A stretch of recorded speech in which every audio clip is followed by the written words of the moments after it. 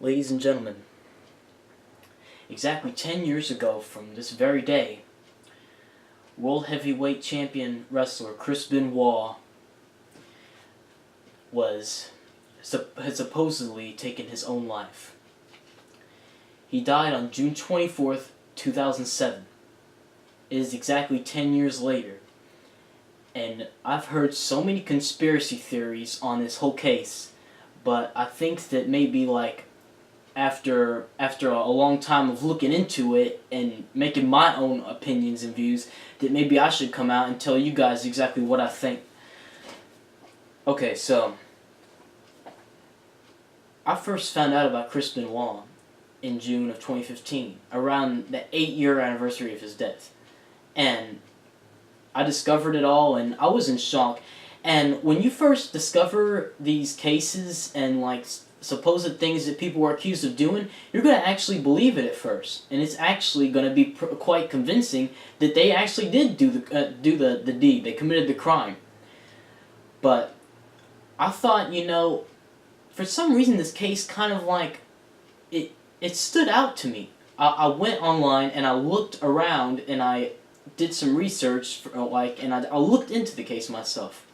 And I looked and I checked and I saw the evidence that they had from the crime scene, and it was just so strange. It seemed like something wasn't right, like they missed something, just by mistake. Something that would have turned the entire opinions of the media, the police, everything, just completely turned upside down. And it's crazy, but here's the thing that I don't get. Okay, we're gonna go with this first. When police come on to a scene, when the detectives get to the crime scene, and they arrive where a family supposedly died and were murdered possibly, when you see the whole family dead in the home or wherever, the first thing that's gonna come to the first thing that's gonna come to the detectives' minds before they can even do anything or look into the case at all, period, is that the family was murdered. That's the first thing that's going to come to their head. Now, they're not going to assume it, and they can't assume it because there's no evidence that stands out to that conclusion. So, before a full investigation is opened up, and they look in and they search for the evidence and possible suspects, that's the first thing that they're going to see, and that's the first thing that probably came to their minds with the Benoit case.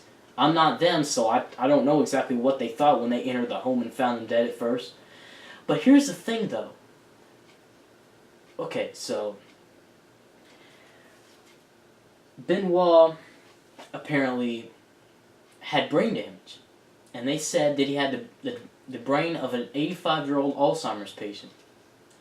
And I've seen comparisons. I've watched the documentary about him, and his brain was really messed up. It was scary, very scary. But, we're going to get down to it right now. I honestly think, and this is just my opinion, I don't think that anybody had enough evidence at all to put him in that spot to where everyone could say that he's a murderer and that he killed his wife and he killed his son and he killed himself. You're going to go and ask them, oh, what evidence do you have to accuse him of killing his family and himself? He had brain damage. He had the brain of an old 85-year-old Alzheimer's patient. What the hell does that freaking prove? Are you serious? You're going to accuse Chris Benoit of murdering his innocent little 7-year-old son and strangling and brutally killing his wife before hanging himself? Because he had brain damage and he had steroids in his system? Are you crazy? That's what you're going to use? You're going to say that he has brain damage? Oh, he had brain damage. He had brain damage. Yeah, he was overdosed on steroids. That doesn't prove shit. That doesn't prove anything. That doesn't make any point. Those are just facts. That doesn't prove anything in this entire case. Anybody can have brain damage. Anyone can have the brain of an 85-year-old Alzheimer's patient. Does it mean that they're capable of killing their family? No!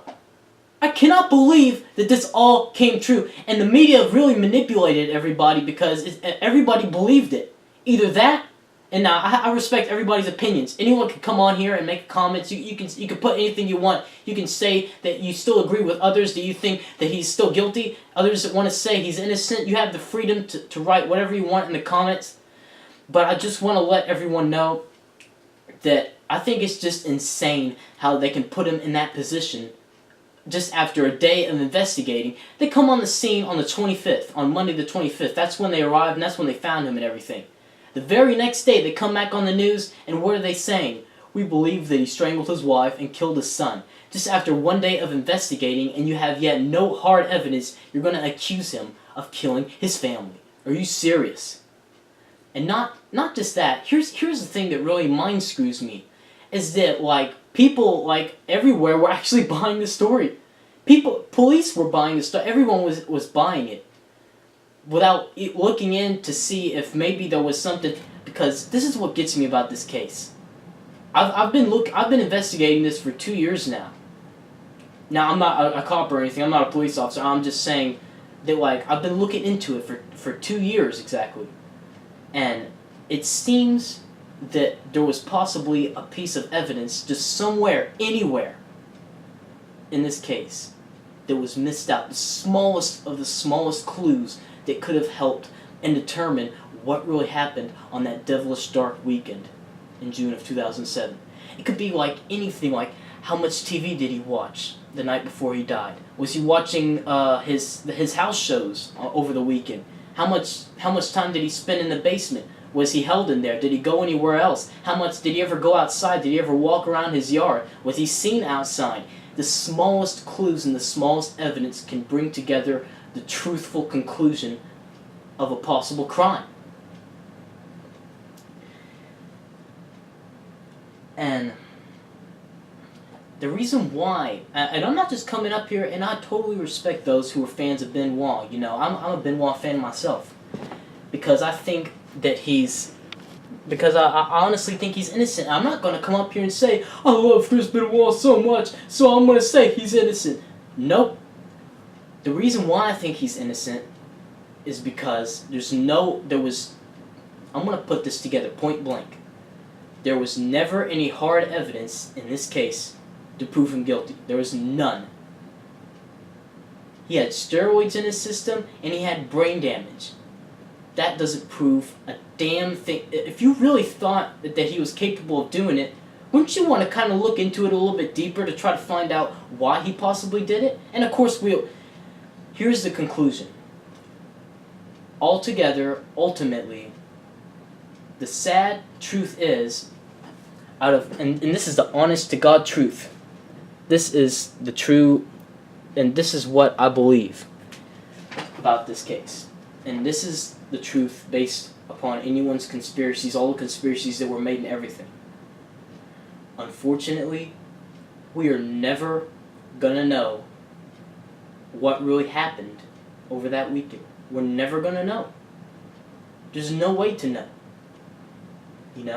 And I was looking in one of the comment sections of one of the videos, and someone said the Benoit case is harder to solve than a Rubik's Cube. And I agree with them 100%. Because 1 minute you could be 100% sure he's guilty, and then the next you're 100% sure he's innocent. And now I've had those phases here and there, where I think that, maybe they're right, maybe he did do it, it happens. And then now I am certain more than ever that he's possibly innocent. Because what if all of these days, all these months, all these weeks, all of these hours over 10 years have gone by and he was innocent just all along? Just think about it. Wouldn't that be insane if it came on the news someday that he was actually innocent this whole time? And people will say, oh, well, police, we're doing an investigation. Police, we're doing a job. You're wrong. You need to shut the hell up. Hey, police make mistakes too. It happens all the time. And I'm not saying they made mistakes. They could be spot on precise about this, and maybe he is guilty. I'm not sure.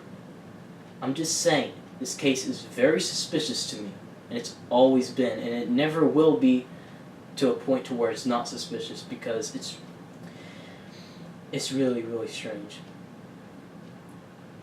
And all I can say is that God only knows what happened on that very dark weekend for the Benoit family. So that just about wraps up this interview.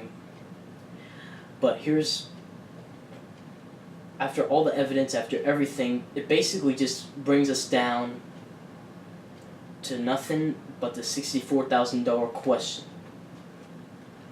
What really happened over that weekend, and why? It's unfortunate that we're probably never going to find out.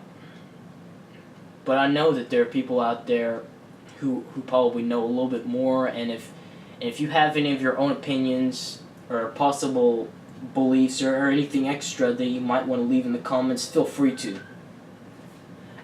But